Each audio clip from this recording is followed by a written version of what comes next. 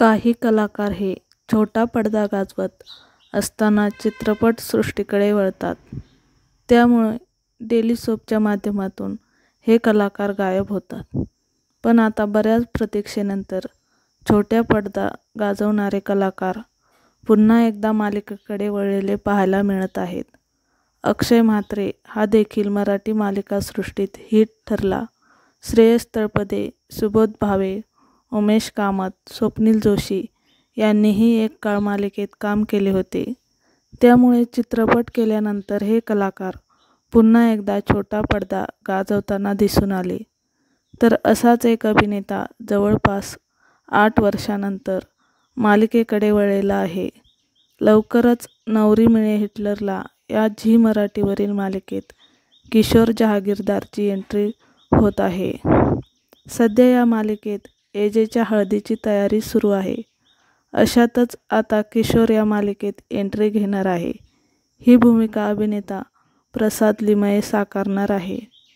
तू जीवाला गुंतवावे या मालिकेनंतर जवळपास 8 वर्षांनी प्रसाद पुन्हा एकदा मालिकेकडे वळला आहे.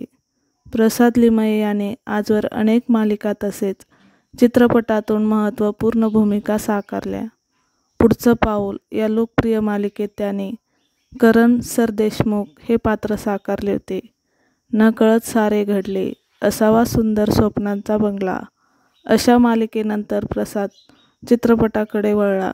मोगरा फुलला, व्हॉट्सअप लग्न, बेधडक, फसते शिकस्त, दगडी चाळ या चित्रपटात तो रममाण झाला.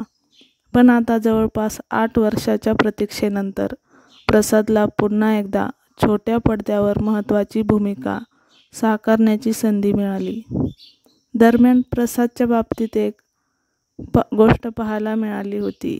ती म्हणजे प्रसाद आणि जुई गडकरी दोघेही एकमेकांना डेट करत असल्याची. अर्थात या दोघांनी पुढचं पाऊल या मालिकेतून एकत्रित काम केले होते. त्यामुळे या दोघांत एक मैत्रीचे नाते तयार झाले होते. अनेकदा हे दोघे एकत्रित भेटत असत.